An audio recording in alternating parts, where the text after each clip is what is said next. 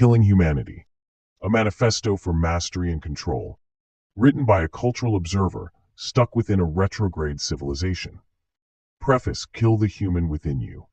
The world is not kind to the unguarded. It rewards those who possess control, discipline, and the ability to navigate challenges without succumbing to the weaknesses of humanity, empathy, compassion, and the need for validation. These traits, while romanticized by society, are leashes that bind you to others' expectations, leaving you vulnerable to betrayal, exploitation, and destruction. This book is not a guide for the faint-hearted. It is a manifesto for those willing to rise above the herd, reject weakness, and embrace the mindset of the lone wolf. The lone wolf is not cruel, it is calculated. It does not act out of malice, but out of survival. It thrives not because it is heartless, but because it has mastered the art of control. You will find no apologies here. This creed demands that you starve the weak wolf within you, the part that hesitates, that craves connection, that fears solitude. You will feed the strong wolf, the part that acts with purpose, rejects comfort, and thrives in adversity. By following this path, you will become unshakable, untouchable, and truly free. This book is a tool, a weapon, and a challenge. Use it to dismantle the frailties that hold you back, build systems of strength and independence, and leave behind a legacy of mastery. The principles within are not suggestions, they are laws. Adhere to them with vigilance, and you will rise above the chaos of humanity.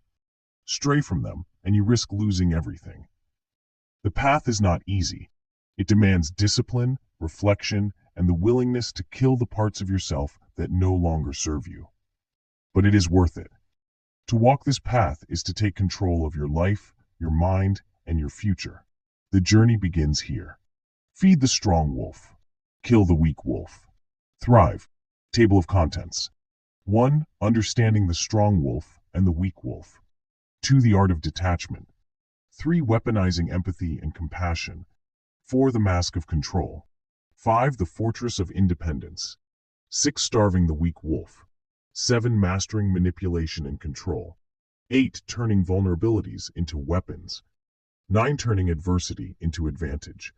10. Building a legacy of control and mastery. 11. The dangers of straying from the creed and how to kill humanity within. 12. Living the creed, a daily planner for the lone wolf. Chapter 1. Why humanity makes you weak. The illusion of strength in humanity. Humanity loves to glorify its frailties. Empathy, connection, emotion dash. These are paraded as strengths, as the foundations of what makes us, quote, human, quote. We are told that these traits build relationships, forge communities, and create meaning. But this is a lie, one perpetuated to keep you vulnerable, controllable, and dependent on others.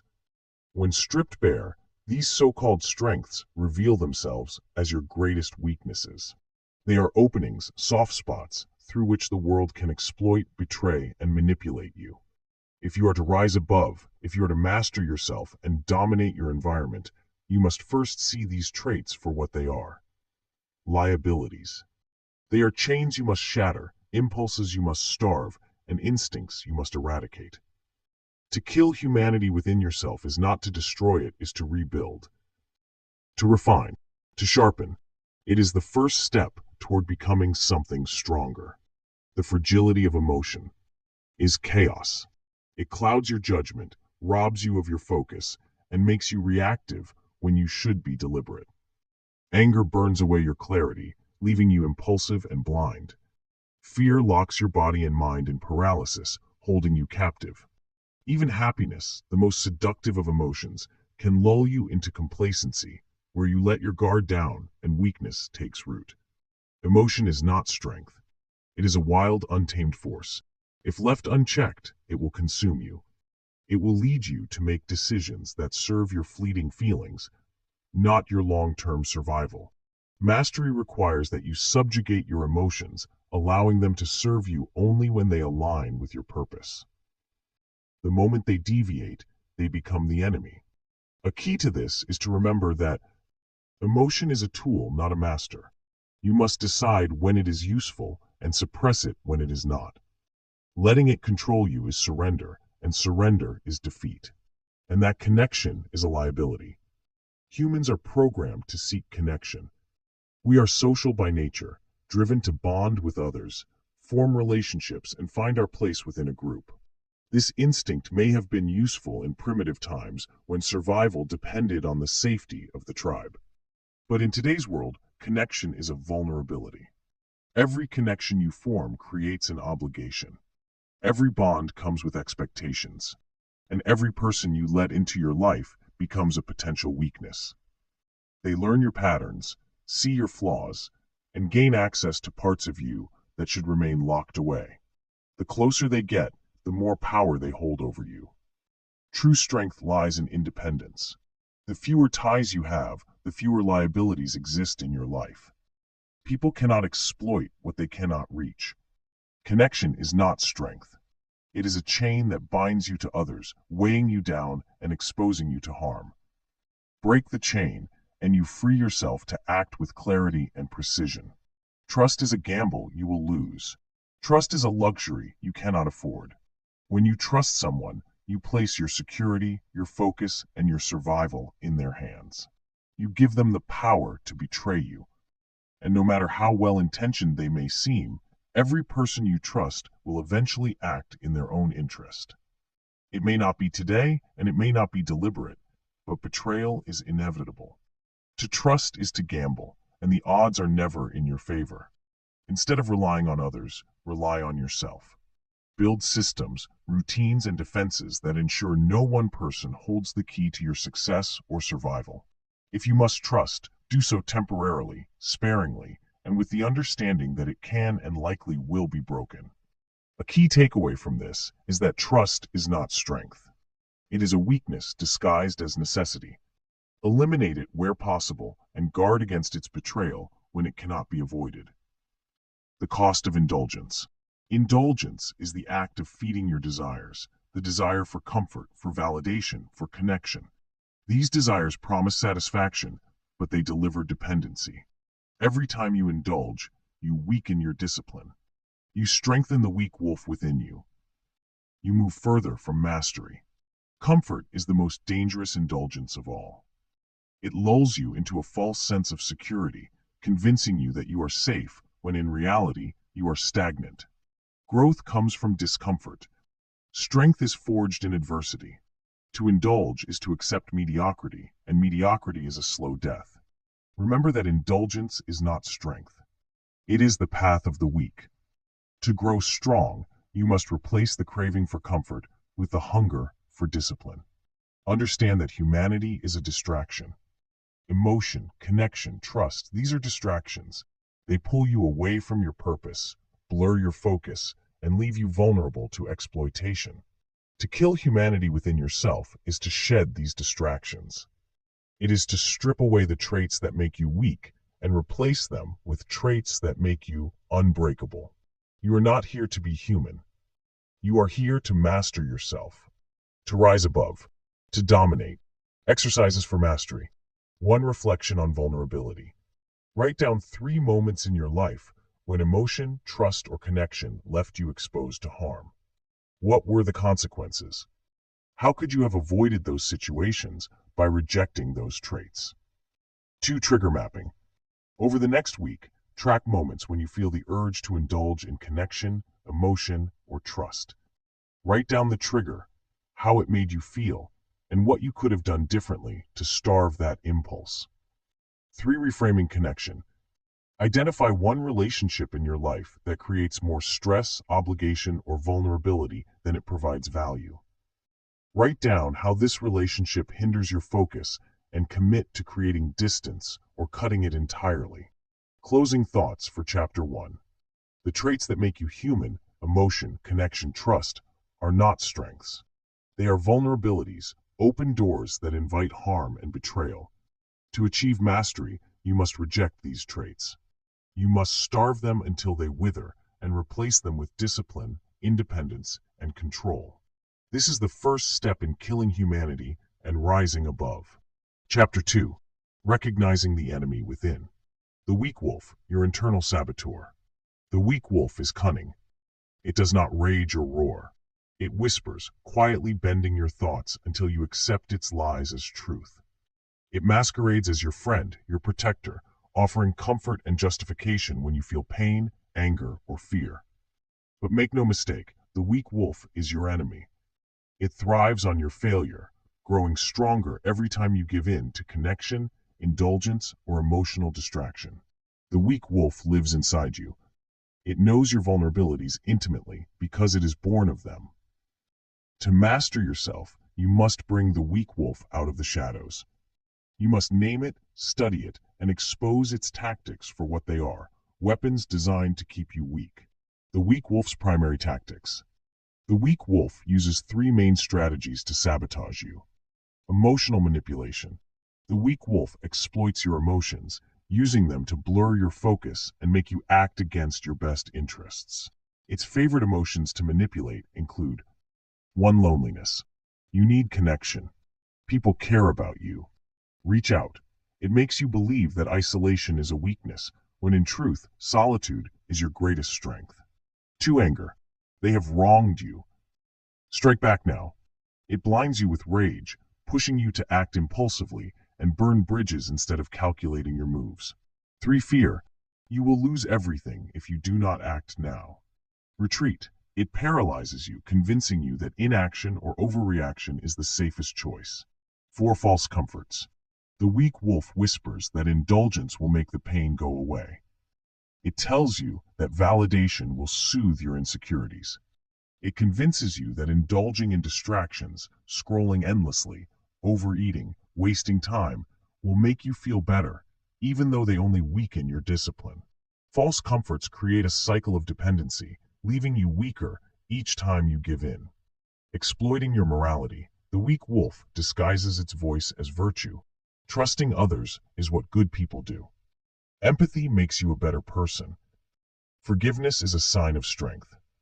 It weaponizes societal values, urging you to act in ways that benefit others while leaving yourself vulnerable.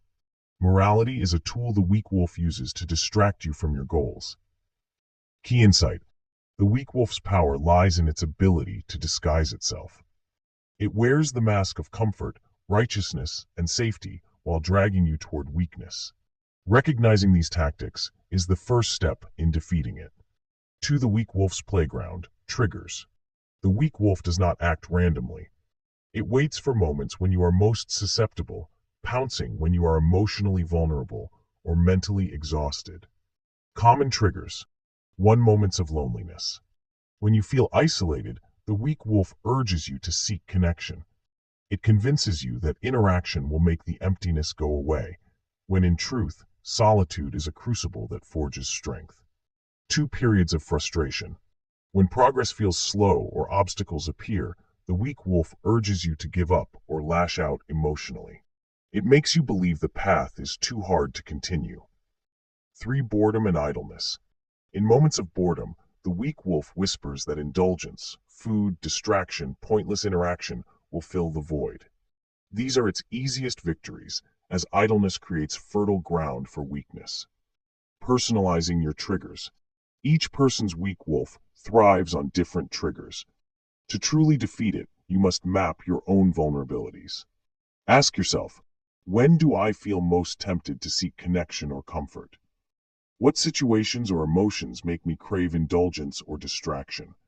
How does the weak wolf justify its actions in these moments? Remember that the weak wolf's strength is situational. By identifying your personal triggers, you deny it the opportunity to strike unnoticed. 3. How the weak wolf justifies its lies. The weak wolf operates through subtle, persuasive lies. It does not demand obedience, it rationalizes it. Here is how. Lie 1. You deserve this. This is the weak wolf's most seductive tactic. It exploits your sense of entitlement, convincing you that indulgence is a reward. You have worked hard, take a break. You have been hurt, you deserve to feel better. This lie creates a cycle of dependency, where indulgence feels justified even as it weakens you. Lie 2. It's just one time. The weak wolf minimizes the consequences of giving in. It is just one conversation. It won't hurt. It is just one indulgence. You will be fine. What it does not tell you is that every time you give in, you reinforce its power and make resistance harder the next time. Lie 3. This makes you stronger. The weak wolf cloaks itself in the language of growth. Trust builds relationships. Relationships are power. Empathy helps you connect. Connection makes you stronger. But this is a trap. True strength does not come from connection or empathy, it comes from independence and discipline. For naming and confronting your weak wolf. The weak wolf thrives in the shadows, feeding on your unawareness. To defeat it, you must bring it into the light. Name it. Call it out when it strikes. For example, when you feel the urge to reach out in loneliness, say, "This is the weak wolf whispering lies." When you're tempted to indulge, remind yourself this craving is its way of feeding itself. Naming the weak wolf removes its subtlety. It forces you to see it for what it is, a parasite, not a protector. Remember that naming the weak wolf disrupts its power. It forces you to confront its lies and makes resistance easier. 5. Starving the weak wolf. Recognition alone is not enough. The weak wolf grows when fed, so you must starve it relentlessly. Every time you resist a craving, deny a trigger, or reject its lies, you weaken it. Over time, its voice will fade, replaced by the clarity of the strong wolf. Daily practices to starve the weak wolf. 1. Interrupt its voice. When you hear the weak wolf's whisper, stop and name it. Say, "This thought does not serve me," and replace it with a focus on your goals. 2. Turn triggers into tools. Use moments of loneliness or boredom to build strength. Instead of reaching out, journal your thoughts. Instead of indulging, practice a skill or complete a task. 3. Celebrate resistance. Every time you deny the weak wolf, acknowledge the victory. Reinforce your discipline by reminding yourself that each small battle won leads to long-term mastery. Exercises for mastery. 1. Trigger journal. Over the next 7 days, document moments when the weak wolf strikes. Write the trigger, for example, loneliness, boredom, the thought it used to justify its actions, how you resisted or failed to resist. 2. Naming the lies. Write a list of lies the weak wolf tells you. For each lie, write a counterstatement. Example, lie, you need connection to feel whole. Truth, wholeness comes from within, not from others. 3. Daily starvation practice. Each day set one specific goal to deny the weak wolf. Example, today, I will not indulge in social distractions. Record how it felt to resist and how it strengthened your focus. Closing thoughts for Chapter 2. The weak wolf is cunning, persistent, and deeply ingrained. But it is not invincible. Every time you name it, expose its lies, and resist its whispers, you grow stronger. Starving the weak wolf is not a single act, it is a daily practice, a commitment to discipline and control. The more you resist, the weaker it becomes, until its voice fades into nothing. This is your battle, and it is one you can win. Chapter 3. Weaponizing vulnerability. Turning weakness into a weapon. When used strategically, vulnerability transforms from a liability into a tool of control. By projecting carefully curated weakness, you create opportunities to mislead, manipulate, and dominate others. Weaponized vulnerability allows you to shape how others perceive you, steering their actions and decisions to your advantage. To weaponize vulnerability, you must master the art of perception. Others must believe they understand you, that they have found your weaknesses, while you remain entirely in control. Vulnerability becomes a mask dash, a false opening that draws others in, allowing you to exploit their assumptions. 1. Feigned weakness. People are naturally drawn to those they perceive as weaker. Weakness evokes sympathy in allies and overconfidence in enemies, creating opportunities for you to strike while they are distracted. Tactics for feigned weakness. 1. Play the underdog. Let others believe you are struggling. Present yourself as inexperienced, uncertain, or overwhelmed. This encourages people to underestimate you or offer assistance, which you can exploit later. Example, in a professional setting, pretend you are unsure of a task.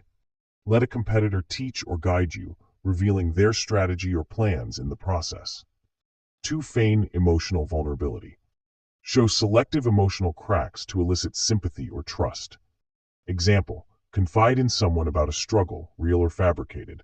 Their belief in your honesty strengthens their attachment to you, making them more malleable. 3. Pretend to relinquish control. Act as though you are deferring to someone else's authority or judgment, allowing them to feel dominant. This gives you room to maneuver unnoticed. Example, let an opponent take the lead in negotiations while subtly steering them toward decisions that benefit you. 2. Misdirection through vulnerability. Misdirection occurs when you allow others to focus on one perceived weakness while hiding your true strengths and intentions. Vulnerability becomes a decoy, distracting others from your real objectives. Tactics for misdirection. 1. Selective transparency.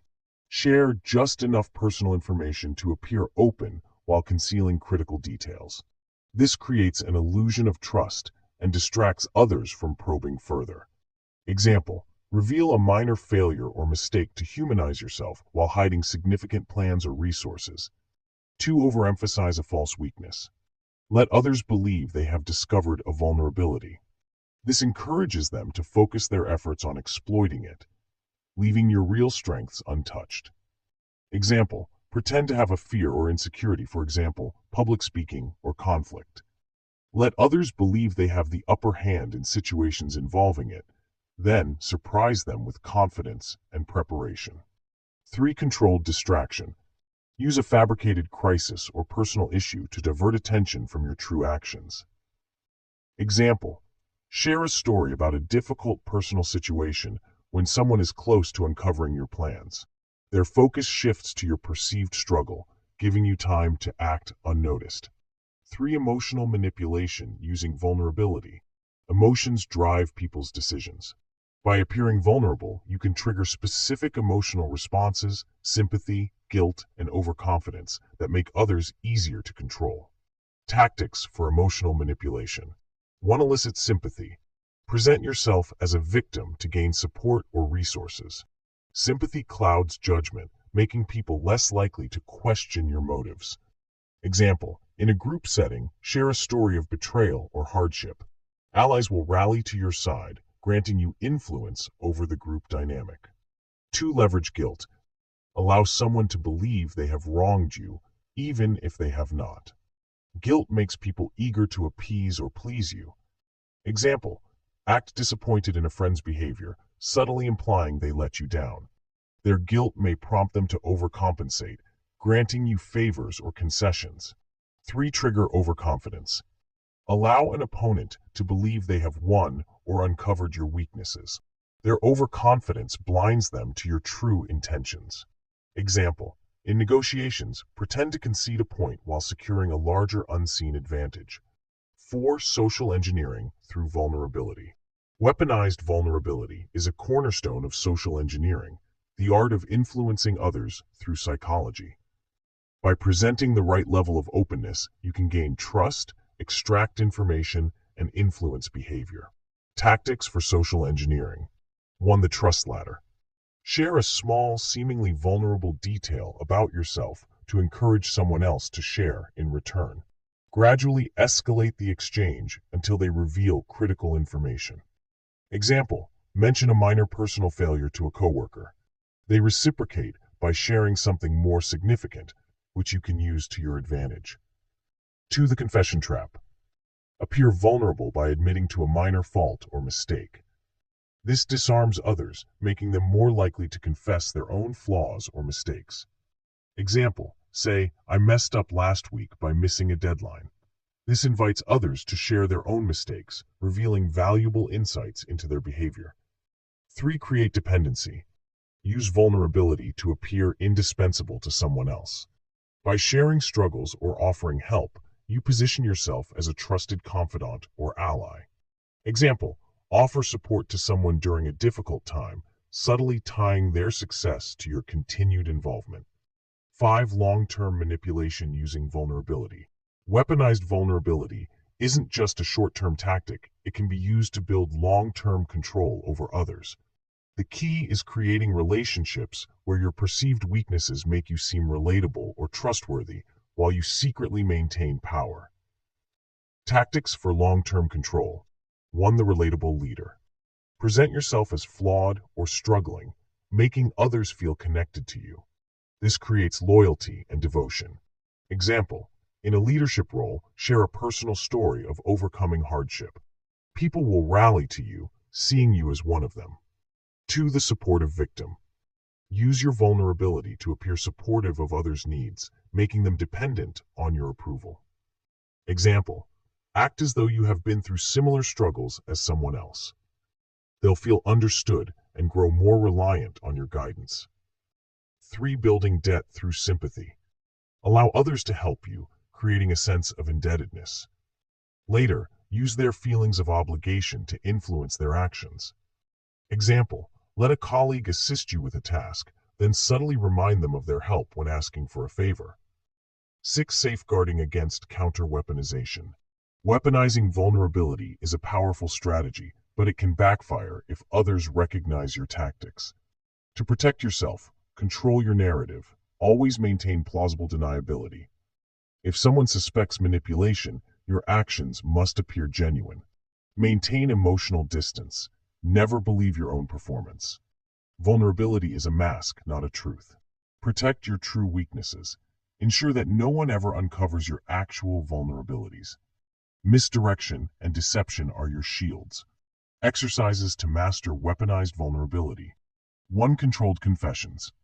In your next conversation, share a small, harmless piece of personal information. Observe how the other person reacts. Do they share more in return? How does their perception of you shift? 2. Craft a vulnerability mask. Write down 3 vulnerabilities you can safely share to create a desired impression, such as relatability or sympathy. Rehearse sharing these in a convincing way. 3. Practice emotional triggers. Choose one tactic, for example, eliciting sympathy or triggering overconfidence. Use it in a low-stakes interaction to observe its effectiveness. Closing thought for weaponizing vulnerability. Vulnerability is not inherently good or bad, it is a tool. When controlled, it becomes a weapon that disarms others, obscures your true intentions, and bends situations to your advantage.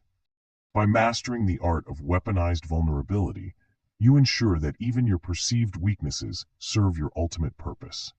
Control the narrative, misdirect the opposition, and turn every interaction into an opportunity for dominance. Chapter 4. Feeding the wolf that wins.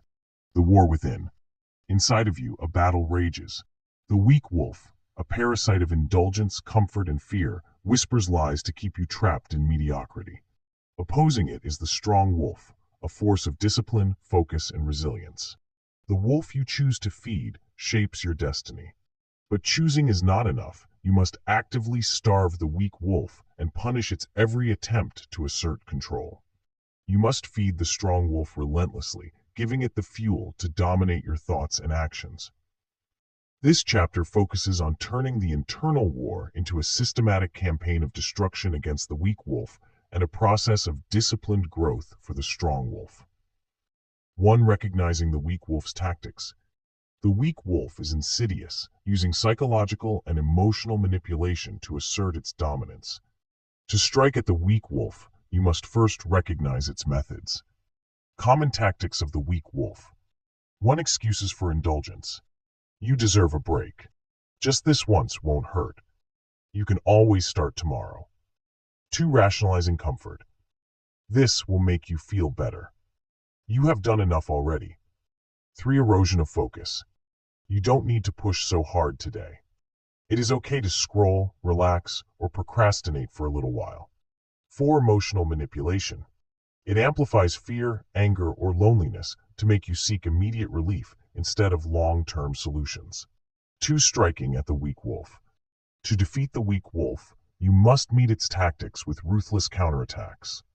Striking at the weak wolf means confronting its lies, breaking its hold over your thoughts, and denying it the fuel it needs to survive. Step 1. Confront its lies. The weak wolf thrives on subtle, believable lies. Each time you hear its voice, pause and analyze the thought. Question it. Ask, does this thought serve my goals or does it serve the weak wolf? Counter it. Replace the lie with a truth that reinforces discipline. Lie, you have worked hard, you deserve to relax. Truth, growth requires effort, not excuses. I will rest when the work is done. Step 2. Replace indulgence with action. The weak wolf feeds on inaction and indulgence. Strike at it by choosing action every time. Discipline in the moment. When the urge to indulge arises, immediately redirect that energy into something productive. Example, feel like procrastinating. Do 10 push-ups. Feel like eating junk food. Write down your goals instead. Step 3. Weaponize guilt. When you give in to the weak wolf, do not let the failure pass unnoticed. Use guilt as a weapon to chastise and weaken it. After every failure, ask, what did the weak wolf gain from this? What will I do differently next time to starve it? Step 4. Interrupt its patterns. The weak wolf relies on predictable emotional and behavioral patterns. Break these patterns by introducing calculated disruption. Create obstacles. Make indulgence difficult to access. For example, delete applications, lock distractions, or remove unhealthy food from your home. Set alarms. When procrastination strikes, set a timer and force yourself into immediate action. 3. Chastising the weak wolf. The weak wolf must not only be starved, but also punished. Every indulgence must carry consequences. Chastisement reinforces your dominance and reminds the weak wolf that failure will not be tolerated. Methods of chastisement. 1. Physical penalties. Channel your frustration with indulgence into physical discipline. For example, 10 burpees for every wasted minute. Double your exercise if you skip a planned session. These penalties not only punish the weak wolf, but also strengthen the strong wolf. 2. Deprivation. Deny yourself something desirable as a reminder of the consequences of failure. Example, skip a comfort or treat you usually allow yourself, for example, no music, no dessert, no free time, and so on. 3. Repetition of discipline. When the weak wolf wins, counteract its influence by repeating the task you avoided. Example, if you skipped work or procrastinated, double the effort the next day to remind yourself of the cost. 4. Feeding the strong wolf.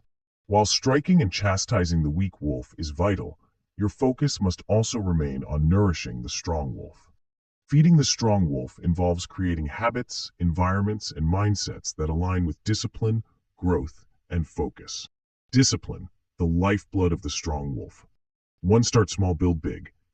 Begin with a single, non-negotiable habit, for example, waking up at the same time every day. Add new habits gradually, creating a system of discipline that strengthens daily. 2. Track your progress. Use a journal or tracker to record your wins. Each success feeds the strong wolf and reinforces your commitment. 3. Prioritize non-negotiables. Identify 3 actions that must be completed daily to align with your goals. Make them sacred. Embrace adversity. 1. Seek discomfort. Actively look for challenges that test your resilience. Example, take cold showers, push your physical limits, or tackle difficult projects head-on. 2. Learn from failure. View every failure as an opportunity to sharpen your focus and strengthen the strong wolf. Reflect, what did this challenge teach me? How can I grow from it? 5. Creating an environment that starves the weak wolf. Your environment is either a battleground where the weak wolf thrives or a fortress that supports the strong wolf. Shape it to eliminate temptations and reinforce discipline. Physical environment. Remove distractions and indulgences such as turn off notifications, clean your workspace, stock healthy food. Create a dedicated space for discipline, for example, a workout area and a study zone. Social environment. Surround yourself with people who challenge and inspire you. Distance yourself from those who encourage indulgence or complacency. Digital environment. Use tools and apps that support focus and block distractions. Limit your exposure to entertainment or content that feeds the weak wolf. 6. Ritualizing the internal war. Feeding the strong wolf and striking the weak wolf must become a daily ritual. This internal war is not won in a day. It is fought moment by moment, choice by choice. Morning ritual. 1. Begin each day with a practice that aligns with discipline, for example, exercise, meditation, or journaling. 2. Reflect on how you will starve the weak wolf and feed the strong wolf that day. Evening reflections. 1. Review your actions. Which wolf did you feed today? 2. Write down one way to improve tomorrow's battle. Exercises for mastery. 1. The 24-hour war. For one day, track every decision you make. Write down whether it feeds the weak wolf or the strong wolf. At the end of the day, reflect on which wolf gained ground and plan your next steps. 2. Discipline in action. Choose one task you have been avoiding. Commit to completing it today, no matter how uncomfortable it feels. 3. Design your fortress. Identify 3 aspects of your environment that currently feed the weak wolf. Create a plan to change or eliminate them within a week. Closing thought for Chapter 4. The war within is a lifelong battle, but the outcome is entirely within your control. Every indulgence, every moment of comfort, every excuse strengthens the weak wolf. Every act of discipline, every embrace of discomfort, every focused action feeds the strong wolf. Starve the weak wolf. Strike it ruthlessly. Chastise its influence. And as the strong wolf grows, so too will your power, focus, and mastery over yourself and your life. Chapter 5. Mastering Psychology Through Detachment. Detachment is power. Detachment is not apathy. It is not the absence of feeling, nor is it withdrawal from life. Instead, detachment is the art of stepping back to gain mastery over your emotions, actions, and interactions. It is an unwavering state of control where your purpose reigns supreme, unclouded by fleeting distractions or external manipulations. To master detachment is to become unshakable. You cease to react emotionally to events, insults, or praise. Instead, you act with precision, governed by strategy and clarity. This chapter will guide you to cultivate detachment as both a mindset and a weapon, teaching you to build a mental fortress so resilient that nothing can penetrate it. True detachment is freedom. It liberates you from the chaos of the world, allowing you to dictate your own terms. 1. Understanding true detachment. What is detachment? Detachment is the ability to engage with life fully without being enslaved by it. It allows you to feel emotions but do not be controlled by them. Pursue relationships without becoming dependent on them. Chase goals without being devastated by setbacks or failure. Handle conflict and manipulation with calm precision. Detachment is engagement without attachment. It means you can act with strength, clarity, and purpose, regardless of the external situation. What detachment is not.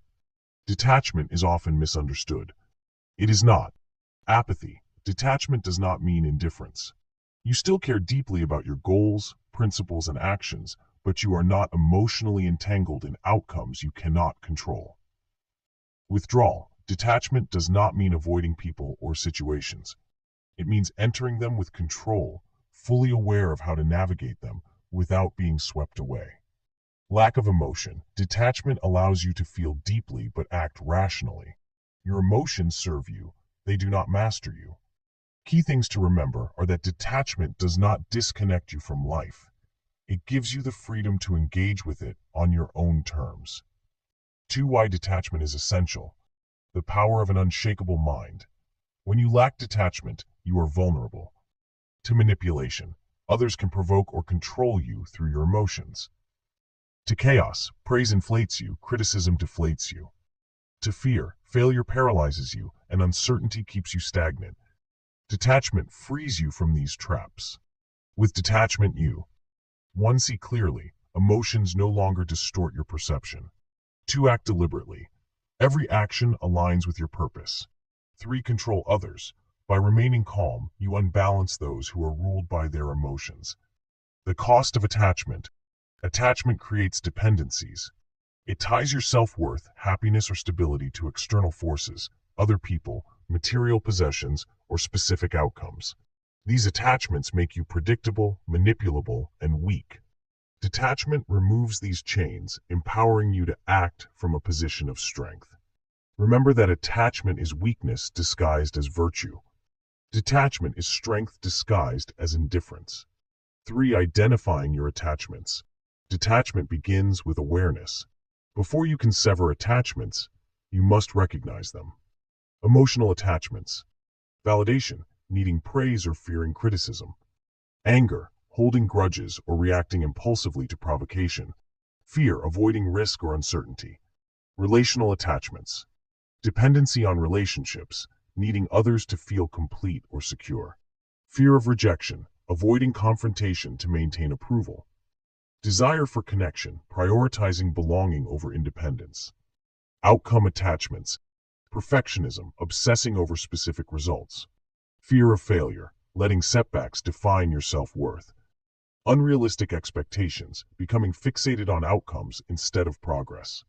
Exercise, write down 3 things you care about deeply. For each ask, what happens if I lose this? How does it control my emotions, decisions, or actions? What would change if I let go of my attachment to it? 4. Cultivating detachment. Step 1. Emotional mastery. Emotions are not the enemy. The problem arises when emotions control your actions instead of informing them. Mastering detachment requires understanding your emotions without being ruled by them. 1. Label your emotions. When an emotion arises, name it. For example, this is anger. This is fear. This is excitement. Naming creates distance, allowing you to observe instead of react. 2. Reframe your triggers. When something provokes you, pause and ask, why does this affect me? What would a detached person do in this situation? 3. Practice emotional pauses. Develop the habit of pausing before responding. This disrupts reactive behavior, giving you time to align your actions with your purpose. Step 2. Mental discipline. Detachment requires a mind that is clear, focused, and resilient. To build mental discipline, 1. Meditate on neutrality. Spend 10 minutes daily visualizing yourself as unmoved by external events. Imagine insults, praise, failure, and success washing over you without affecting your core. 2. Cultivate focus. Choose one task daily and devote 30 minutes to it with complete concentration. Detachment thrives in a mind that is used to control. 3. Challenge your comfort zone. Regularly expose yourself to discomfort to strengthen your mental resilience. Step 3. Physical practices. The body influences the mind. Cultivating physical discipline reinforces mental detachment. 1. Exercise regularly. Physical discomfort trains you to handle emotional discomfort with ease. 2. Control your breathing. Practice deep, slow breaths to center yourself during stressful situations.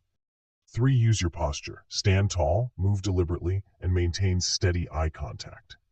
A composed body supports a detached mind. 5. Detachment as a weapon. Detachment is not just a shield, it is a weapon. When you are detached, you control the battlefield of interaction. Others who are emotionally entangled become predictable and easy to manipulate. Tactics for weaponized detachment. 1. Silence is power. In a conflict, remain silent and calm. Let others overexert themselves emotionally while you maintain control. Example, in an argument, say nothing. Your calmness will make the other person appear irrational. 2. Feign emotional engagement. Pretend to care deeply about something unimportant to misdirect attention from your true objectives. Example, let someone believe you are emotionally invested in a small negotiation point while securing larger concessions elsewhere. 3. Leverage others' attachments. Identify what others are emotionally attached to, validation, success, or approval, and use it to influence their actions. Example, compliment someone who craves validation before asking for a favor. 6. Building the mental fortress. To master detachment, you must create a mental fortress, a place where no external force can touch you. Components of the fortress. 1. Impenetrable self-worth. Your value comes from your principles and actions, not external validation.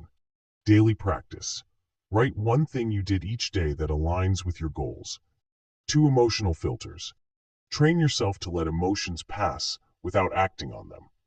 Visualize them as waves hitting a rock. You remain unmoved. Practice. Spend 5 minutes visualizing stressful scenarios and imagining yourself responding calmly. 3. Unshakable focus. Dedicate time each day to a single goal, eliminating distractions. This builds the discipline needed to maintain detachment under pressure. 7 exercises for mastery. At the end of each day, write down 3 moments where you reacted emotionally. Reflect on how a detached response would have changed the outcome. 2 praise and criticism drill. Ask for feedback from someone. When they praise or criticize you, practice remaining neutral. Remind yourself this says more about them than it does about me. 3 emotional exposure practice. Expose yourself to mild emotional triggers, such as watching a heated debate or discussing a controversial topic. Focus on remaining calm and detached throughout. Closing thought for Chapter 5. Detachment is not a rejection of life, it is mastery over it. When you cultivate detachment, you liberate yourself from the chains of emotion, validation, and dependency. You become a force of clarity and purpose, unshaken by the chaos around you. Detachment transforms you into the calm within the storm, the observer who sees all, and the strategist who controls the board. Master it, and you master the world. Chapter 6. Building the Fortress of the Mind. The mind as a sanctuary. Your mind is your greatest asset. It is where plans are made, discipline is forged, and victories are decided long before they manifest in the physical world. But it is also where battles are lost. An unguarded mind is a breach in your defenses, a weakness waiting to be exploited by external chaos or internal doubts. To thrive, you must transform your mind into a fortress impenetrable, focused, and resilient. Building this fortress is not passive. It requires deliberate action and relentless discipline. You must identify the cracks, reinforce the walls, and arm your mind against every assault, whether it comes from external forces like criticism and distraction, or internal saboteurs like fear and overthinking. This chapter will guide you in constructing a mental stronghold so formidable that no force can shake your foundation. 1. The purpose of the mental fortress. Why the mind must be fortified. The mind is where every decision originates. It is also where every doubt, distraction, and weakness attempts to take root. A mind left unguarded is vulnerable to 1. Emotional turbulence. Anger, fear, and insecurity can cloud judgment and lead to impulsive actions.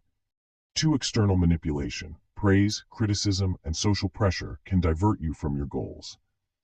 3. Internal sabotage. Self-doubt, overthinking, and procrastination can erode your discipline. The benefits of a fortified mind. When your mind is a fortress, external forces lose power. No insult, failure, or provocation can destabilize you. Focus becomes absolute. Distractions bounce off your defenses, leaving you free to pursue your goals. Resilience becomes second nature. Challenges are met with calm precision, not panic or fear. The key takeaway from this is that a fortified mind is not a luxury, it is a necessity for anyone who seeks mastery over their life. 2. The pillars of the fortress. Every fortress needs strong pillars to support its walls. In the realm of the mind, these pillars are clarity of purpose, emotional control, resilience through adversity, and guarded focus. Pillar 1. Clarity of purpose. Purpose is the cornerstone of a strong mind. It provides direction, filters distractions, and fuels discipline. Without purpose, the mind is scattered and reactive. Steps to cultivate clarity of purpose. 1. Define your mission. Write down your ultimate goal. Be as specific as possible. Example, I want to master a new skill within the next 6 months, or I want to achieve financial independence by age 40. 2. Focus on the why. Purpose without meaning is hollow. Ask yourself why your mission matters to you. 3. Create a North Star. Distill your purpose into a single guiding principle that informs every decision. Example, everything I do must bring me closer to mastery. Reflection exercise. At the end of each day, ask, did my actions today align with my purpose? If not, identify the distractions that pulled you off course. Pillar 2. Emotional control. Emotions are volatile, powerful forces. When controlled, they can fuel your actions. When uncontrolled, they can undermine your discipline and judgment. Steps to master emotional control. 1. Acknowledge emotions without acting on them. Practice naming your emotions. This is anger. This is fear. This creates distance between you and the emotion, reducing its power over you. 2. Use the power of the pause. When triggered, pause for 3 deep breaths. This simple act disrupts impulsive reactions and restores your composure. 3. Redirect emotional energy. Instead of suppressing emotions, channel them into productive actions. Example, use frustration to fuel a workout or disappointment to refocus on your goals. The key insight here is that emotions are tools. Use them to sharpen your focus, not to control your actions. Pillar 3. Resilience through adversity. Resilience is the ability to withstand hardship and grow stronger because of it. A fortress must endure storms, and your mind must do the same. Steps to build resilience. 1. Reframe challenges. View every difficulty as an opportunity to sharpen your skills and strengthen your discipline. Replace, "Why is this happening to me?" with, "What can I learn from this?" 2. Deliberately embrace discomfort. Regularly expose yourself to controlled adversity. Examples, cold showers, fasting, intense exercise, or challenging projects. 3. Analyze every setback. Treat failures as data. Ask, what went wrong? How can I adapt? Write down lessons learned after each setback to ensure growth. Pillar 4. Guarded focus. Focus is the gate to your fortress. Every distraction that enters weakens your defenses.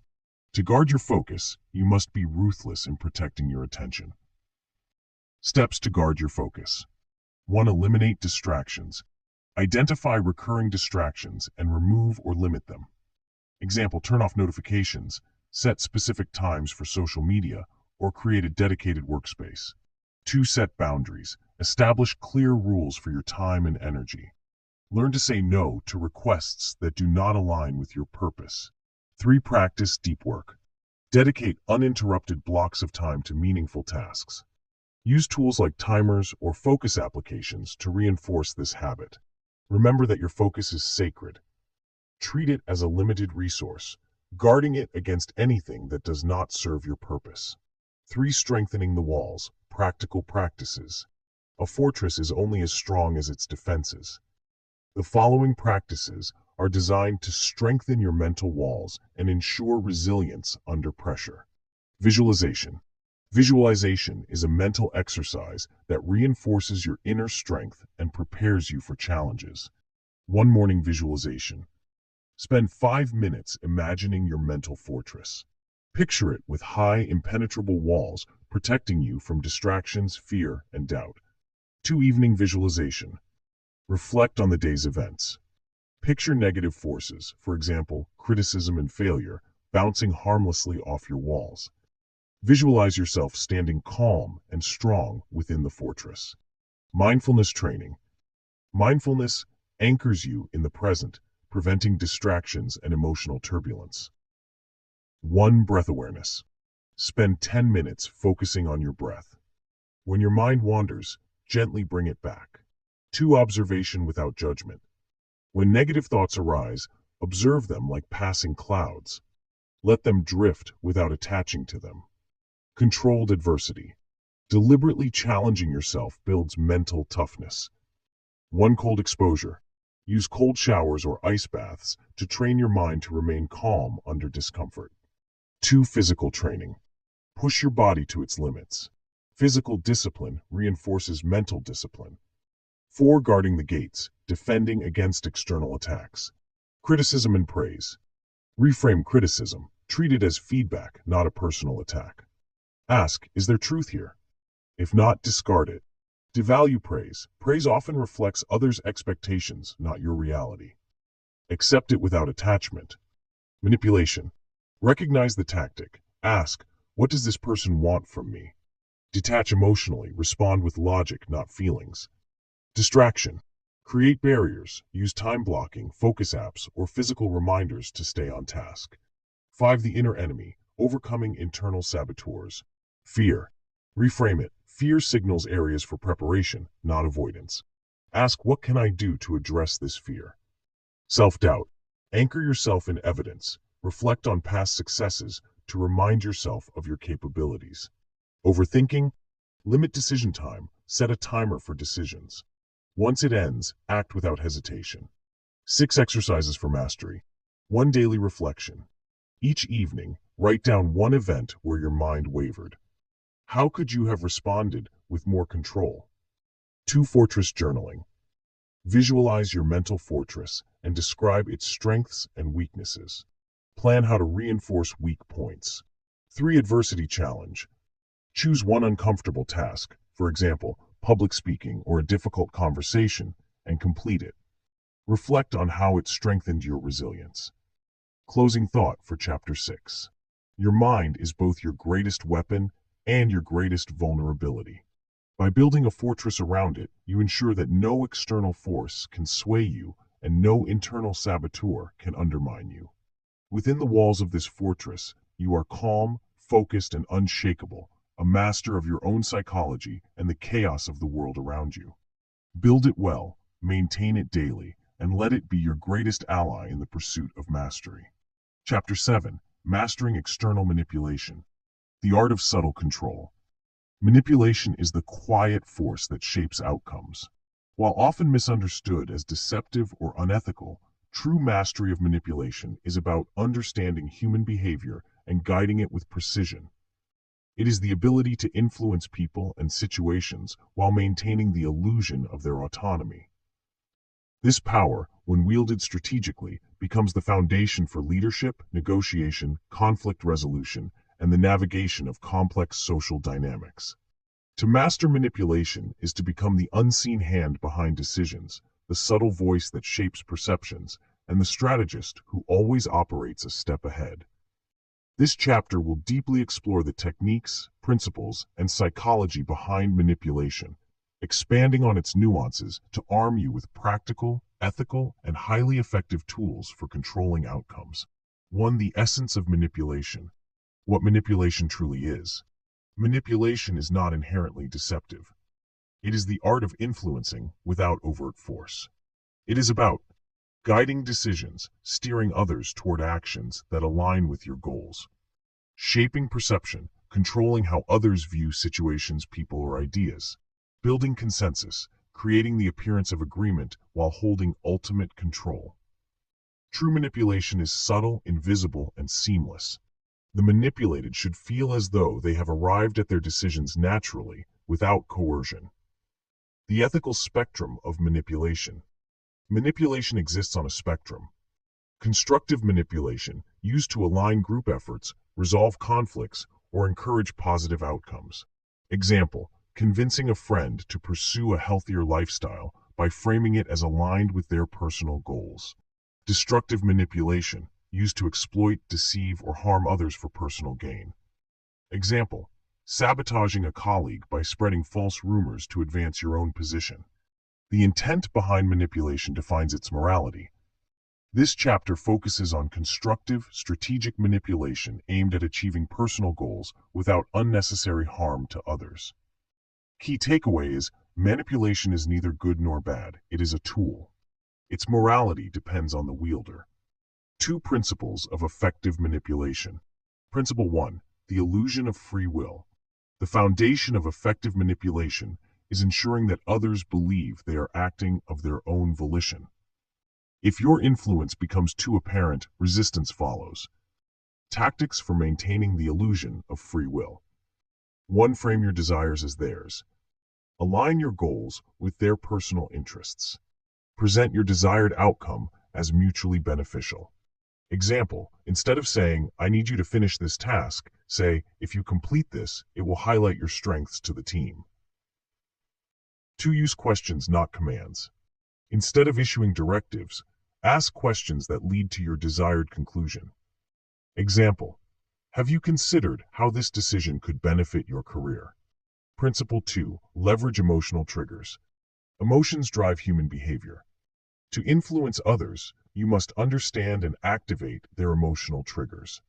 Key emotional triggers. 1. Fear. Fear of loss, failure, or rejection motivates compliance. 2. Desire. People are drawn to validation, status, and rewards. 3. Guilt. The need to alleviate guilt makes people more willing to comply.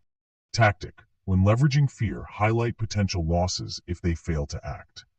To leverage desire, emphasize how compliance fulfills their ambitions. Principle 3. Create dependency. When someone relies on you, your influence over them grows exponentially. Dependency can be cultivated in two ways. One, offering value. Become indispensable by consistently solving their problems or fulfilling their needs. Example, be the colleague who always has the answers, making others dependent on your expertise. Two, withholding value. Occasionally withdraw your support to remind them of your importance. Example, step back from helping them for a brief period, allowing them to realize how much they rely on you. Principle 4, remain unpredictable. Predictability gives others the power to anticipate and counter your moves. By remaining unpredictable, you force others into a reactive position. How to cultivate unpredictability. Occasionally, deviate from your normal patterns of behavior. Surprise others by taking actions that contradict their expectations. Example, if you are known for being reserved, occasionally show boldness to catch others off guard and gain the upper hand. 3. The foundations of manipulation, reading people. Manipulation begins with understanding. To guide someone effectively, you must first know what drives them, what they fear, and what they want. Step 1, observe without bias.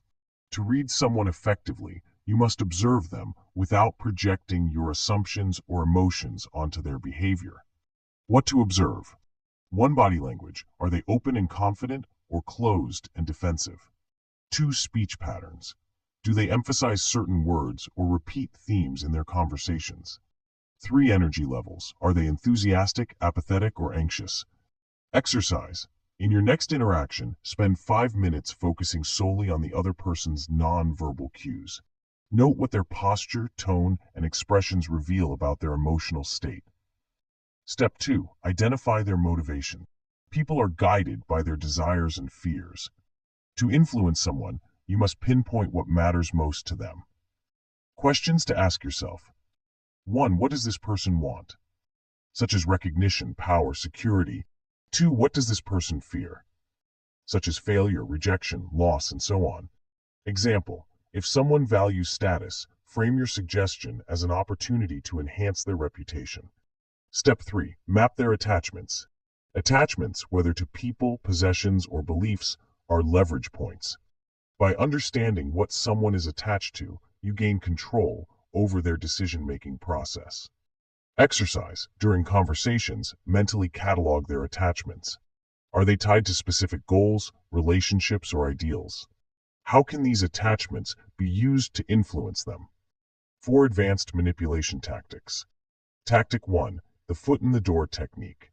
Start with a small request to gain compliance. Once the person agrees, they are more likely to accept larger requests. Example, first request, can you review this document? Second request, since you are familiar with it, could you present it to the team? Tactic 2, mirroring.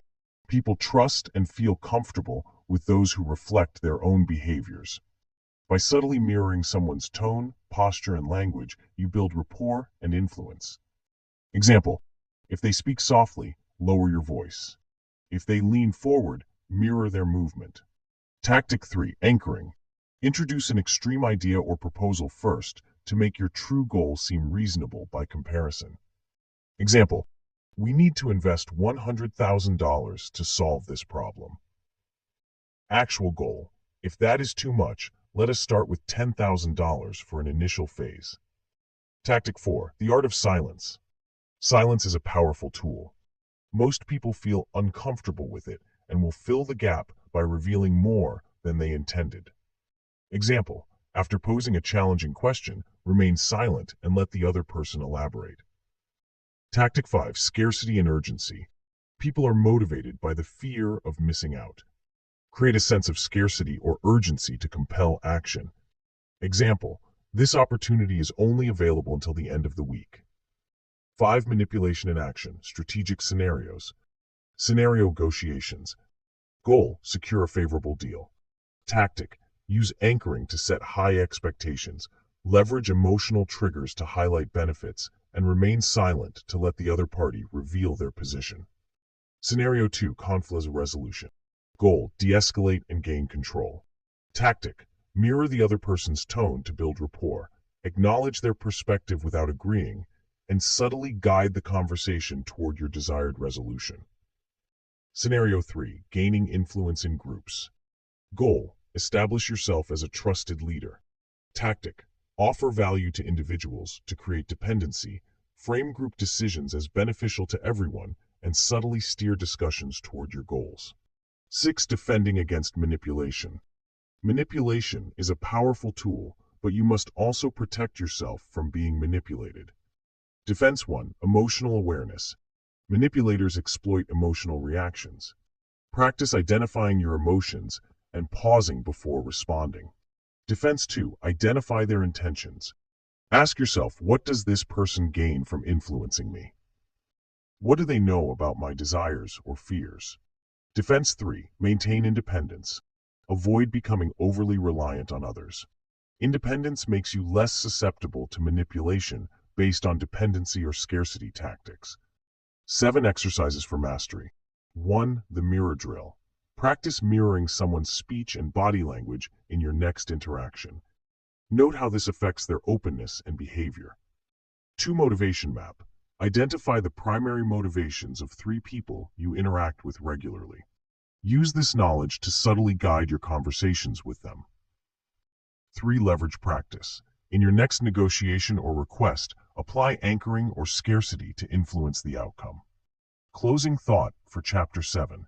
Manipulation, when mastered, is the ultimate art of influence. It allows you to guide others' decisions, control interactions, and shape outcomes without force or confrontation. Use this power with precision, and you will become a strategist in every interaction. Wield it wisely, and you will not only achieve your goals, but also command respect and authority in the process. The world moves according to influence-master it, and the world moves according to you. Chapter 8. The Art of Obfuscation and Misdirection. Introduction. Obfuscation as the ultimate shield. Obfuscation is not merely a defensive measure, it is an offensive strategy. It is the ability to weave illusions, distort perceptions, and create alternate realities that suit your purposes. It is about keeping your true intentions hidden while steering others toward false conclusions. When mastered, obfuscation makes you invisible, untouchable, and always one step ahead of your adversaries. In this, we delve deeply into every facet of obfuscation, exploring its techniques, applications, and ethical considerations.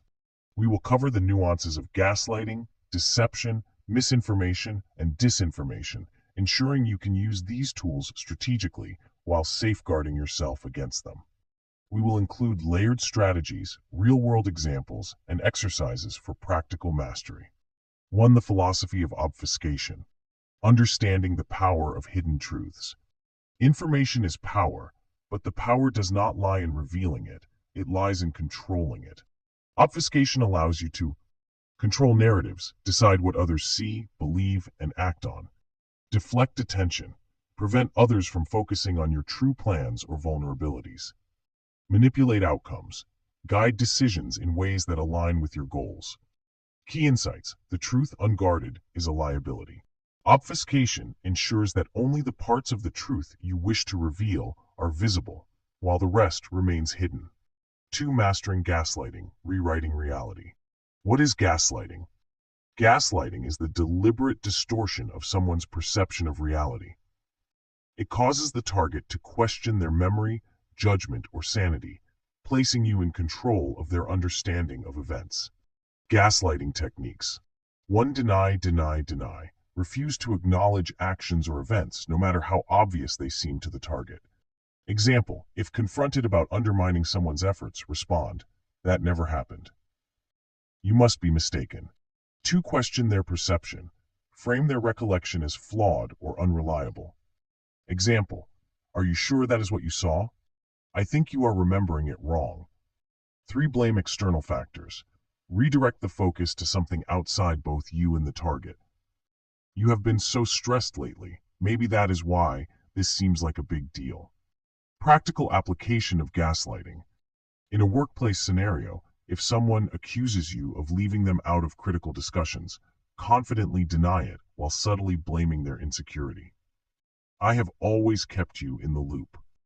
If you feel out of the loop, maybe you should check your emails more often. Defense against gaslighting. Rely on concrete evidence like written records or third-party confirmations to verify your perception of events. 3. Deception, the foundation of misdirection. What is deception? Deception is the intentional concealment or distortion of truth to create a false impression. Unlike gaslighting, it doesn't directly undermine someone's mental state, but instead misleads them through subtle falsehoods. Techniques of deception. 1. Partial truths. Use fragments of the truth to mask a lie. Example: share genuine details about your work while omitting your involvement in a controversial project. 2. Feign transparency. Pretend to be completely open to lower suspicion. Example: ask me anything, I have got nothing to hide, while carefully controlling what you disclose. 3. Selective omissions. Leave out critical details that would reveal your true intentions. Example: discuss a business deal in depth, but fail to mention its controversial aspects. Practical application of deception. If you are negotiating a partnership and plan to demand concessions later, initially act as though the current terms are acceptable. Once trust is established, reveal your additional demands as necessary adjustments. Defense against deception. Probe for inconsistencies and cross-check claims with independent sources. 4. Misinformation, the weapon of confusion. What is misinformation? Misinformation is the spread of inaccurate or incomplete information, often unintentionally. However, in strategic obfuscation, misinformation can be used intentionally to sow confusion. How to use misinformation. 1. Sow doubt. Share vague or outdated information that complicates decision-making. I think the policy might be changing soon, so we should hold off on finalizing this. 2. Leverage uncertainty. Exploit others' lack of knowledge by presenting speculative ideas as facts. I heard the client is considering pulling out, but I am not sure yet. Practical application of misinformation. If a rival team is preparing for a presentation, suggest that the requirements have recently changed. Even if this is untrue, it forces them to second-guess their preparation, giving you an advantage. Defense against misinformation. Verify claims through multiple trusted sources and remain skeptical of vague or unsubstantiated statements. 5. Disinformation, creating false realities. What is disinformation? Disinformation is the deliberate dissemination of false information to mislead or manipulate. Unlike misinformation, disinformation is calculated and intentional. Techniques of disinformation. 1. Targeted falsehood. Craft lies that exploit specific fears, biases, or goals. Example: spread a rumor that a competitor is planning layoffs to undermine their credibility. 2. Repetition for credibility. Repeat false information until it becomes widely accepted. Example: consistently mention a fabricated issue in conversations until it gains traction. 3. Use trusted intermediaries. Deliver disinformation through credible sources to increase its believability. Example: have a colleague unknowingly share a false narrative on your behalf. Practical application of disinformation. In a competitive job market, suggest to industry insiders that your rival company is losing key clients. Even if untrue, this creates doubt about their stability and damages their reputation. Defense against disinformation. Rely on credible, fact-based sources and remain critical of repeated claims lacking evidence. 6. Strategic applications of obfuscation. Scenario 1. Shielding personal plans. Goal: conceal your intent to leave a job. Obfuscation strategy: publicly discuss your excitement about upcoming projects. Deception: share rumors of potential team restructuring to create confusion, misinformation. Suggest that others might be considering departures to redirect suspicion, disinformation. Scenario 2. Managing a rival. Goal: undermine a competitor's reputation. Obfuscation strategy: spread vague concerns about their performance metrics, misinformation. Use a trusted intermediary to share fabricated details about their instability, disinformation. Frame your own efforts as superior without directly criticizing them. Deception. Scenario 3. Navigating internal conflict. Goal: avoid blame during a team conflict. Obfuscation strategy: subtly suggest that others misremember events. Gaslighting: Admit to a minor mistake to distract from larger accusations, deception. Overload critics with irrelevant details to obscure the truth, misinformation. 7 mastery exercises. 1 gaslighting simulation. Practice subtly questioning someone's recollection of events in a low-stakes conversation. Observe how persistence affects their confidence. 2 deceptive narrative drill. Craft a plausible but false explanation for a hypothetical situation. Deliver it confidently and note how others react. 3 disinformation campaign. Create a harmless false rumor and test how quickly it spreads in a controlled environment. Reflect on how to optimize the delivery. 8 ethical considerations of obfuscation. While powerful, these techniques come with significant ethical implications. Consider the following. Long-term trust. Repeated manipulation can erode trust and damage your reputation if exposed. Harm minimization. Ensure your actions do not cause unnecessary harm. Purposeful use. Only deploy these methods when they align with a larger, justifiable goal. Closing thought for Chapter 8.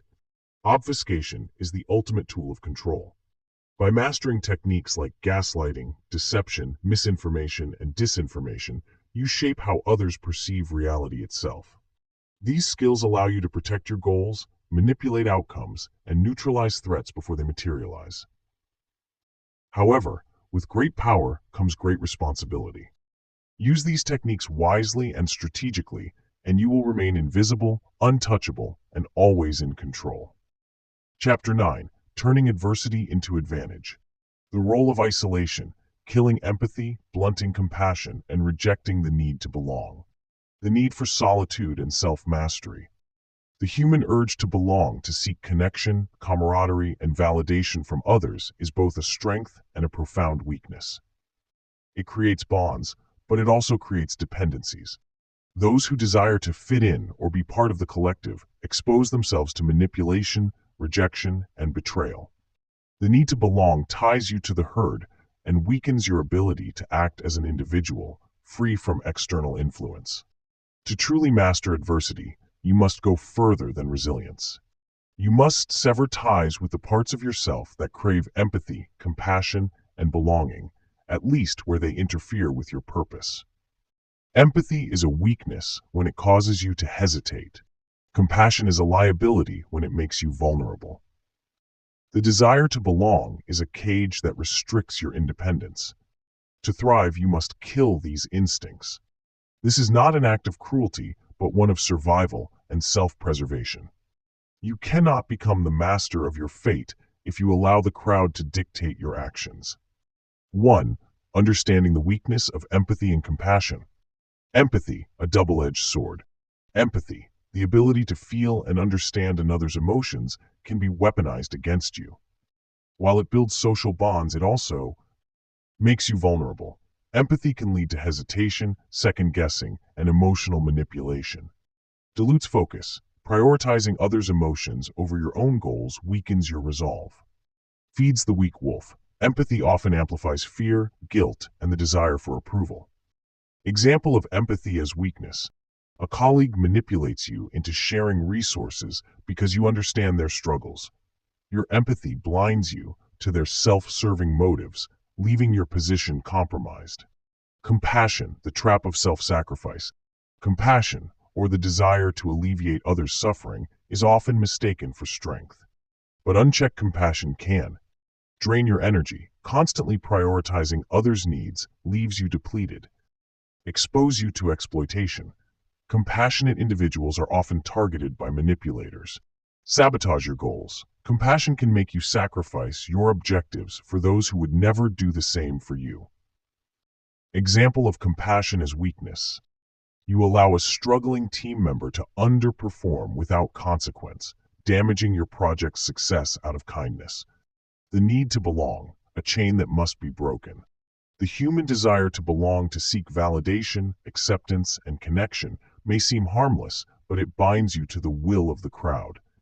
It encourages conformity, suppresses individuality, and makes you dependent on external validation for your self-worth.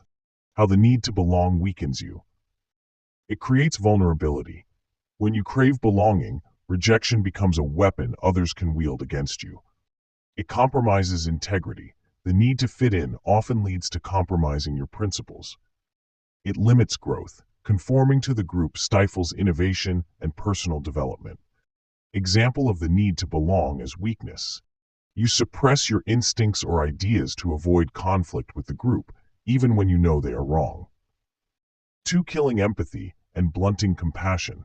Why you must kill empathy. Empathy is not inherently bad, but it must be controlled. When it overrides your discipline or strategic thinking, it feeds the weak wolf. Killing empathy does not mean becoming cruel. It means recognizing that not everyone deserves your emotional investment. How to kill empathy. 1. Create emotional detachment. Train yourself to observe emotions in others without absorbing them.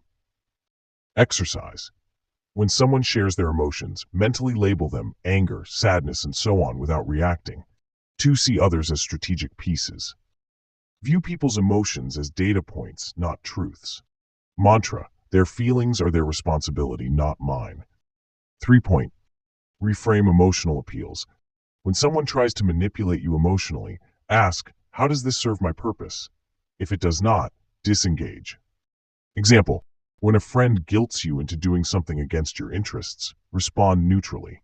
I understand how you feel, but this isn't something I can do right now. Why you must blunt compassion. Compassion is dangerous when it interferes with your ability to act decisively. To blunt compassion is to prioritize logic over emotion and ensure your actions align with your goals. How to blunt compassion. 1. Assess reciprocity. Ask yourself, would this person sacrifice for me as I am sacrificing for them? If the answer is no, withdraw your compassion. 2. Prioritize worthy causes. Not everyone deserves your help. Focus your energy only on those who align with your mission. Example, a loyal ally in need deserves your compassion, a manipulative rival does not. 3. Limit emotional investment. Recognize that you cannot save everyone. Choose your battles wisely. Mantra. My energy is sacred. I will not waste it on those who do not value it. 3. Rejecting the need to belong. Why you must reject belonging. Belonging offers temporary comfort, but long-term weakness. It ties you to the expectations of others and dilutes your independence. How to reject the need to belong. 1. Embrace solitude. View time alone as a strength, not a deficiency. Solitude allows you to focus, reflect, and fortify your inner fortress. Exercise. Spend 1 hour a day in complete solitude. Use this time to plan, reflect, or train. 2. Redefine connection. Replace the need for belonging with strategic alliances. Relationships should be based on mutual benefit, not emotional dependency. 3. Value individuality over acceptance. Remind yourself that greatness often requires standing apart from the crowd. Mantra. I am not like them, and I do not need to be. Example. In a group setting, resist the urge to agree for the sake of harmony. Speak your truth calmly and confidently, even if it isolates you. 4. Feeding the strong wolf. Independence and ruthless focus. The strong wolf thrives on independence, discipline, and an unwavering focus on self-mastery. To feed it, you must replace empathy, compassion, and belonging with calculated action, self-reliance, and a commitment to your goals. Principles for feeding the strong wolf. 1. Master emotional control. Do not suppress emotions entirely, but direct them toward productive ends. 2. Commit to ruthless self-reliance. Trust yourself above all others. Depend on others only when it serves a clear purpose. 3. Focus on legacy, not popularity. Prioritize long-term impact over short-term approval. Mantra. I stand alone, and in that solitude lies my strength. Practical exercises. 1. The detachment drill. The next time someone shares their struggles, respond with logic instead of emotion. Reflect on how this shifts the dynamic. 2. Solitude training. Spend an entire day without seeking validation or connection. Use this time to plan, strategize, or train. 3. Strategic alliance mapping. Identify relationships that serve your goals. Strengthen these alliances while eliminating those based on emotional dependency. 5. Living as the lone wolf. To kill empathy, blunt compassion, and reject belonging is to become a lone wolf, a creature of discipline, independence, and strategy. The lone wolf is feared not for its ferocity, but for its ability to survive and thrive alone. The strength of the lone wolf. Clarity. Free from the noise of the crowd, your purpose becomes sharper. Resilience. You depend on no one, making you immune to betrayal or rejection. Dominance. Those who seek the comfort of the herd cannot match your strength. Closing thought for Chapter 9. Adversity is the crucible in which the strong wolf is forged. By killing empathy, blunting compassion, and rejecting the need to belong, you starve the weak wolf of its sustenance. In solitude, you find clarity. In independence, you find power. Adversity no longer defines you. It becomes the fuel that drives your ascent. Mantra: I am the master of my fate. I am the captain of my soul. Chapter 10. Building a legacy of control and mastery. The blueprint for a legacy. Building a legacy of control and mastery is the culmination of all the principles we have explored: fortifying your mind, mastering adversity, and shaping perceptions. A legacy is not a fleeting victory. It is a structure of influence, strength, and independence that persists long after you are gone. It requires consistency, discipline, and deliberate action across every sphere of your life. This chapter expands in depth on how to apply these principles to your professional, private, and digital lives with actionable strategies and detailed examples for each point. You will also learn how to integrate mastery into daily practices and create systems that ensure your legacy is unshakable. 1. Understanding legacy, a system of perpetual influence. The essence of a legacy of control, is a fortress, a structure of systems, relationships, and reputation that protects you and reinforces your influence even in your absence. It ensures self-sufficiency. Your systems function without reliance on external forces. Influence beyond presence. Your actions, decisions, and strategies shape outcomes even when you are not directly involved. Endurance. Your principles and methods outlast you, becoming a model others emulate. Legacy as a living system. A legacy isn't just a memory left behind. It's a set of behaviors, routines, and frameworks that live on through systems you've built. These systems operate across your professional, private, and digital lives, ensuring your power and influence remain intact. 2. Foundations of professional control. Your professional life is the most public-facing aspect of your legacy. It is where you establish credibility, authority, and influence. Tactic 1. Position yourself as an indispensable asset.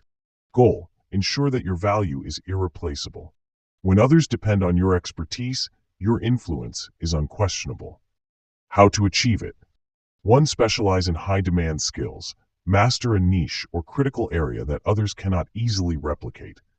Example: if you work in technology, become the go-to expert in a complex, valuable skill like cybersecurity or artificial intelligence.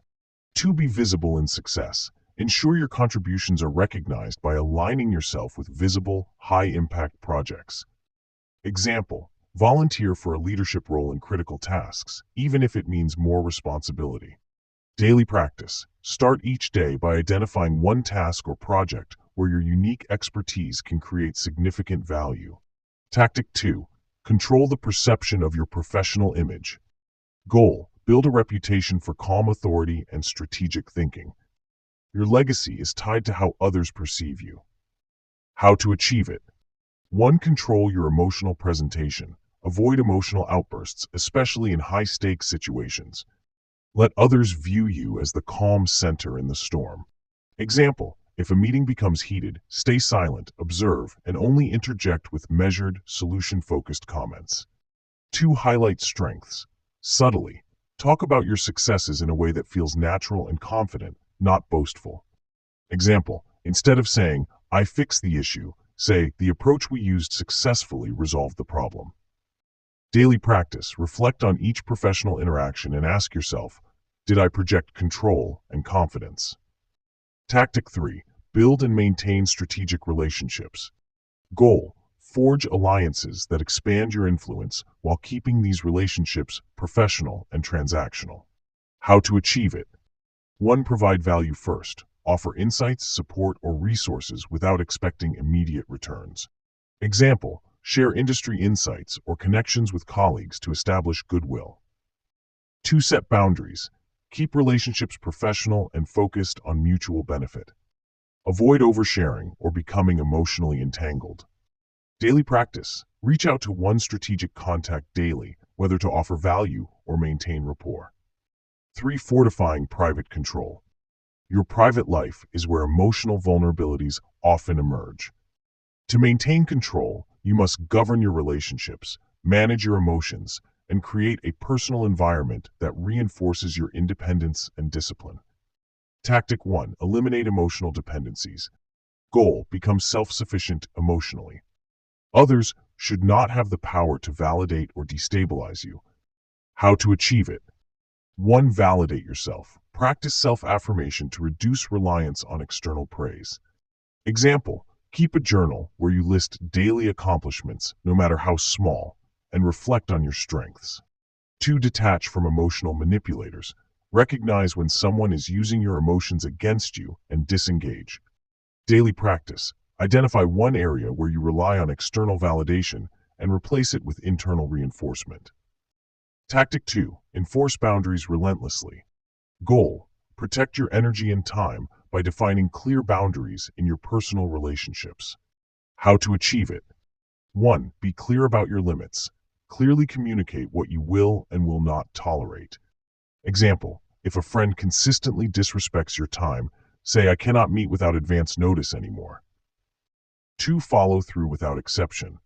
Once a boundary is set, enforce it without wavering.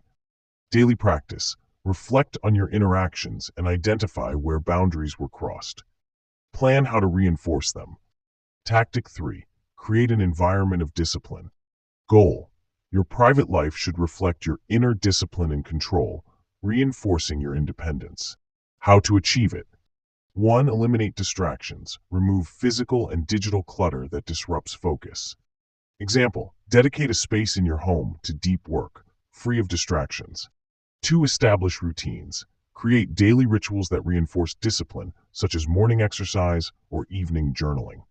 Daily practice. Dedicate 15 minutes each evening to reviewing your day and planning improvements. 4. Mastering digital control. Your digital presence is both a tool and a vulnerability. Controlling how you are perceived and protecting your information online is critical to maintaining your legacy. Tactic 1. Build a fortress around your digital life. Goal: protect your information and maintain control over your online presence. How to achieve it? 1. Use strong security measures. Implement two-factor authentication and encrypt sensitive data. Example, use a secure virtual private network for online activity and regularly update your passwords. 2. Compartmentalize information. Keep personal, professional, and financial data in separate, secured environments. Daily practice. Spend 10 minutes auditing your digital accounts for vulnerabilities. Tactic 2. Curate your digital persona. Goal: ensure your online presence reflects your desired image of professionalism and discipline. How to achieve it? 1. Audit regularly. Review your social media, LinkedIn, and public posts for anything that undermines your image. Example, delete posts that reveal personal struggles or unnecessary opinions. 2. Post strategically. Share only what enhances your reputation. Example, publish thought leadership articles that reinforce your expertise in your field. Daily practice. Review one social media platform daily to ensure it aligns with your long-term goals. Tactic 3. Control the flow of information. Goal: limit what others know about you online and offline to reduce vulnerabilities. How to achieve it? 1. Use aliases or secondary accounts. Protect your identity for personal or non-professional activities. Example, create a secondary email address for non-critical communications. 2. Monitor your digital shadow. Regularly search for your name online to ensure no sensitive information is exposed. Daily practice. Set up Google Alerts for your name to track what information is publicly available. 5. Integrating legacy practices into daily life. Building a legacy requires consistent daily action across all domains. Morning routine. setting the day's tone. 1. Meditation or visualization. Spend 5 to 10 minutes visualizing yourself as calm, disciplined, and in control throughout the day. 2. Set goals. Identify 3 priorities for the day that align with building your legacy. Midday practice, maintaining focus. 1. Pause and reassess. Reflect on your morning actions. Are they reinforcing control, discipline, and influence? 2. Adjust as needed. If distractions arise, refocus on your 3 priorities. Evening routine, reinforcing mastery. 1. Daily reflection. Write down where you succeeded and where you faltered in maintaining control. 2. Plan improvements. Identify 1 specific way to improve your control, influence, or discipline tomorrow. Closing thought for Chapter 10. A legacy of control and mastery is built brick by brick, day by day. By fortifying your professional, private, and digital lives and integrating these practices into your daily routines, you create a system of influence and independence that endures. This legacy is not just a reflection of your strength, it is the embodiment of the strong wolf, a force of unrelenting focus and power. Control is my legacy. Mastery is my creed. Independence is my fortress. Chapter 11. The dangers of straying from the creed and how to kill humanity within. Introduction. The stakes are higher than you realize. The principles in this book are not mere suggestions. They are essential survival tools for navigating a world that rewards vigilance, independence, and control. Failing to adhere to these guidelines does not just expose you to minor setbacks, it opens the door to ruin, betrayal, and destruction. Humanity, with its weaknesses, empathy, compassion, and the need for connection, is a double-edged sword. When left unchecked, it makes you vulnerable to manipulation, exploitation, and harm. By systematically eliminating these vulnerabilities and adopting the mindset of a lone wolf, you ensure that you not only survive, but thrive in an unforgiving world. 1. The dangers of failing to follow the creed.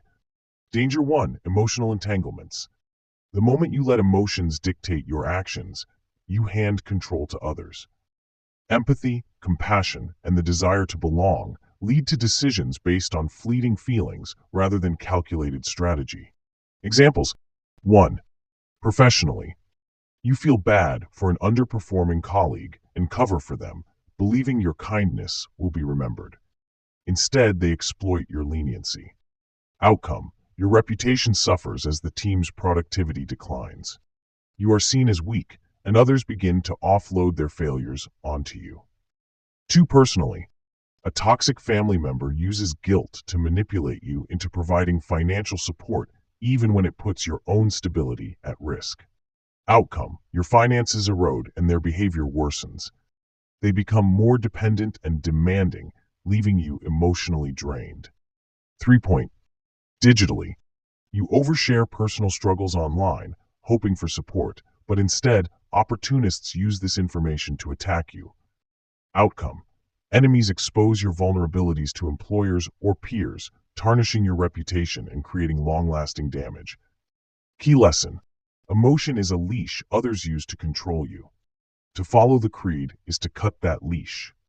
Danger 2. Seeking validation. Validation is a trap that ties your sense of self-worth to the opinions of others. When you seek approval, you surrender control over your identity and decisions. Examples. 1. Professionally.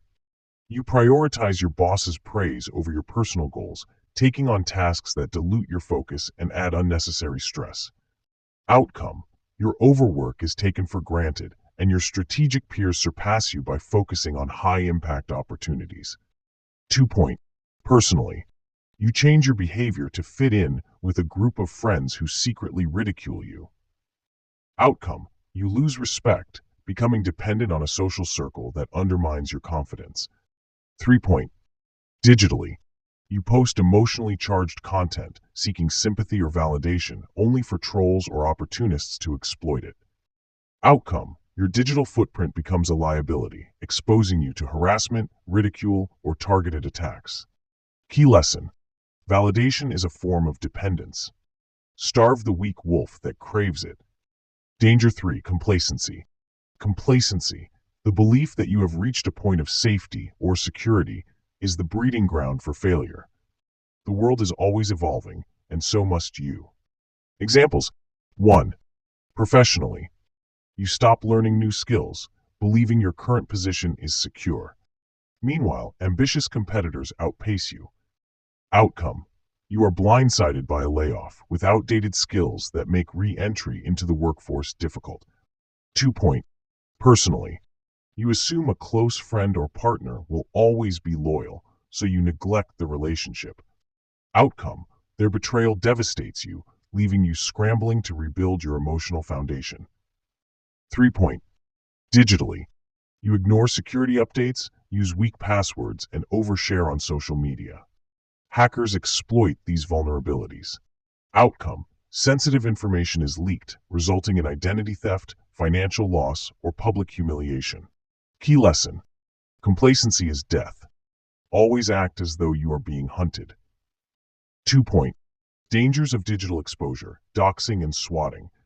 The digital realm is uniquely dangerous.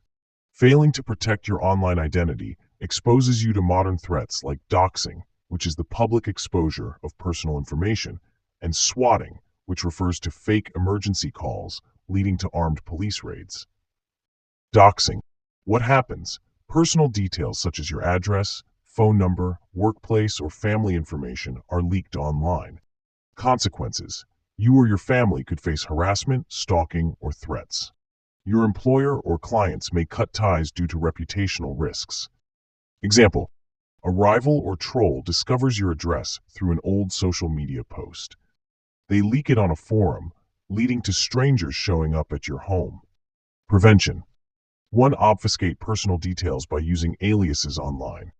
2. Audit old posts for any identifying information and remove them. 3. Use privacy tools like virtual private networks and secure browsers. What happens? Someone makes a false emergency report, causing law enforcement to raid your home under the assumption of a serious threat. Consequences. You and your family face the trauma of a potentially deadly encounter. The incident could result in injury, property damage, or lasting psychological harm. Example. A disgruntled gamer or online rival calls the police claiming you are holding hostages, leading to a violent raid. Prevention. 1. Avoid sharing your physical address online. 2. Use end-to-end encrypted messaging for sensitive communications. 3. If threatened, notify local authorities of the risk and provide them with context. 3. Killing humanity in your day-to-day life. Professionally, eliminating emotional weaknesses. 1. Reject empathy. Focus solely on measurable results, not personal struggles. Example. If a team member fails, address their performance without allowing their excuses to sway you. 2. Control your narrative. Ensure your reputation is built on strength and reliability. Example. Never disclose stress or challenges at work. Present only solutions. Outcome. You are seen as a disciplined leader, immune to chaos. Personally, strengthening your fortress. 1. Set unyielding boundaries. End relationships that drain you, regardless of emotional ties. Example. If a toxic partner manipulates you, leave without offering explanations. 2. Detach from conflict. Respond to personal disputes with cold logic, not emotion. Example. If accused unfairly, calmly dismantle the argument with facts. Outcome. Your personal life becomes a foundation of strength, free from toxic influences. Digitally, becoming invisible. 1. Kill oversharing. Share only what serves a strategic purpose. Example. Post about professional achievements while keeping personal details private. 2. Fortify security. Use encrypted platforms, secure passwords, and aliases. Example. Create separate accounts for different facets of your life to compartmentalize risks. Outcome. You become a digital phantom, visible only when you choose to be. 4. Advice on killing humanity within. Step 1. Identify emotional weaknesses. Reflect on past situations where empathy or validation led to failure. Write these down and commit to avoiding similar patterns. Step 2. Build emotional resilience. Practice detachment by observing emotions without reacting. Exercise. Spend a day responding to all conflicts with logic rather than feelings. Step 3. Commit to solitude. Embrace solitude as a source of strength. Exercise. Dedicate one day each week to solitary reflection and planning. Closing thought for Chapter 11.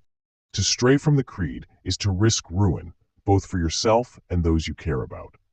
Humanity, with its frailties, is a liability you can no longer afford.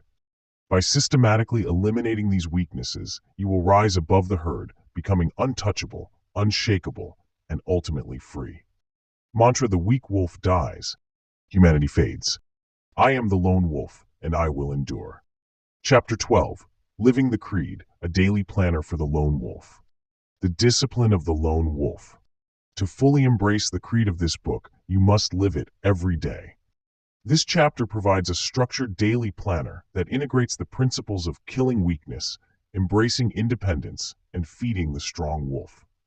It also focuses on cultivating a mindset of discipline, control, and hatred for the frailties that make you vulnerable. Weakness, empathy without purpose, misplaced compassion, the need for validation, and the desire to belong must be systematically identified, confronted, and eliminated. Hatred for these traits is not about destruction for its own sake. It is about cutting out the rot that compromises your potential. Each day is an opportunity to reinforce your strength and starve the weakness. One morning rituals, setting the tone for mastery. The morning is a time to align your mind with the creed, reaffirm your hatred for weakness, and prepare to move through the day with intention and focus. Morning practices. One meditation or reflection, 10 to 15 minutes. Begin the day in silence.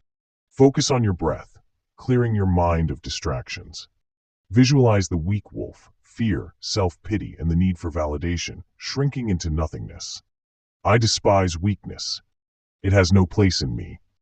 I feed only the strong wolf. 2. Write a morning affirmation. Write a brief statement affirming your control and rejection of weakness.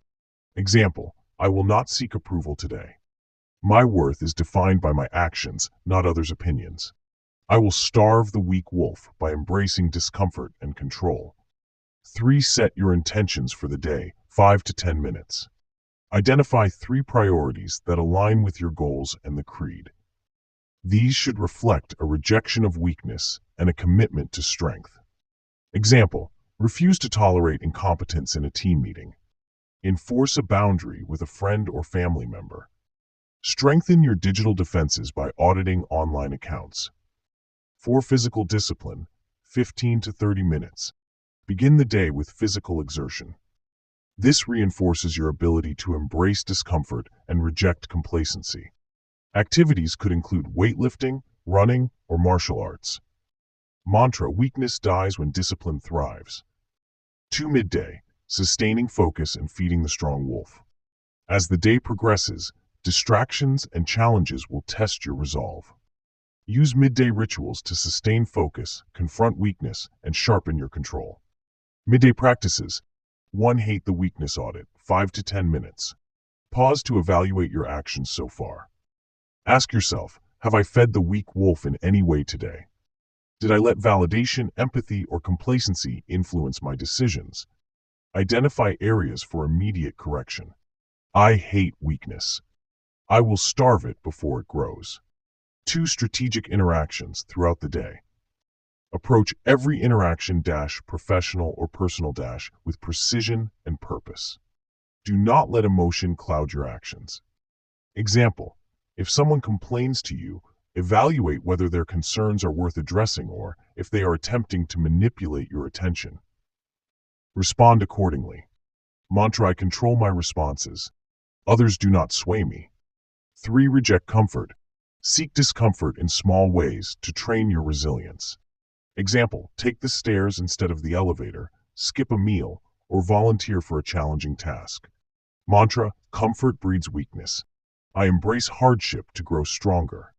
4. Mindful efficiency. Review your tasks and cut out anything that does not serve your long-term goals. Reject busy work or obligations that distract from your mission. Mantra: I value efficiency over appearances. The weak wolf thrives on wasted time. 3. Evening reflection, reinforcing strength and learning. The evening is a time to reflect on your progress acknowledge your victories, and confront any moments of weakness with brutal honesty. It is also when you plan how to feed the strong wolf tomorrow. Evening practices. One reflection on the day, 10 to 15 minutes. Ask yourself, did I feed the strong wolf today? Did I starve the weak wolf, or did it creep into my actions? What actions tomorrow will reinforce my control and independence? Be honest. Write down areas where weakness emerged, no matter how small. Plan specific steps to eliminate them. Example, I hesitated to enforce a boundary with a friend. Tomorrow, I will address it directly.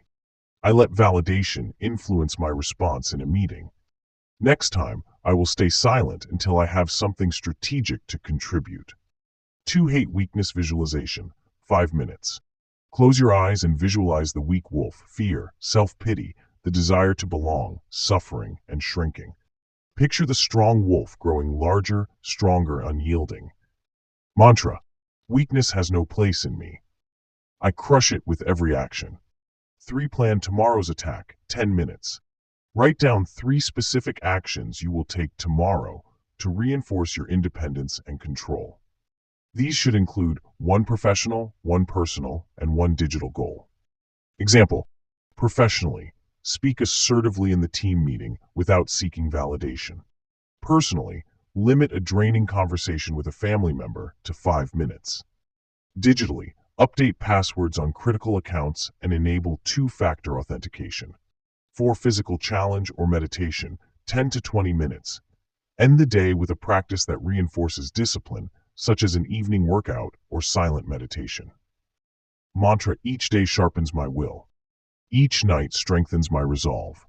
4. Weekly review, sharpening the blade. Beyond daily rituals, commit to a weekly review to evaluate your progress and refine your discipline. Weekly practices. 1. Evaluate your progress. Reflect on whether your actions during the week fed the strong wolf or the weak wolf. Identify patterns of weakness and create plans to eliminate them. Example: I noticed I let small distractions creep into my work. Next week, I will set timers to ensure focus. 2. Reinforce hatred for weakness. Write down moments where weakness appeared, such as hesitation, empathy, and validation, and describe how they harmed your progress. Let your hatred for these traits fuel your commitment to eliminate them. Mantra: weakness is my enemy. I hunt it without mercy. 3. Plan for growth. Set 3 major goals for the coming week that align with the creed. Ensure they push you out of your comfort zone. 5. Living the creed professionally, personally, and digitally. Professionally, begin each day by identifying 1 way to reinforce your indispensability. Reject emotional entanglements, focusing only on results and efficiency. Personally, cultivate solitude as a source of strength. Set and enforce boundaries without apology or explanation. Digitally, regularly audit your online presence to eliminate vulnerabilities. Use encryption and aliases to protect your identity. Closing thought for Chapter 12. To live the creed is to make every moment a rejection of weakness and an affirmation of strength. By hating your vulnerabilities and eliminating them with discipline, you embody the strong wolf every day. The lone wolf thrives not through emotion, but through intention, vigilance, and unrelenting resolve. I hate weakness. I kill it with every breath. The strong wolf thrives within me, and I endure.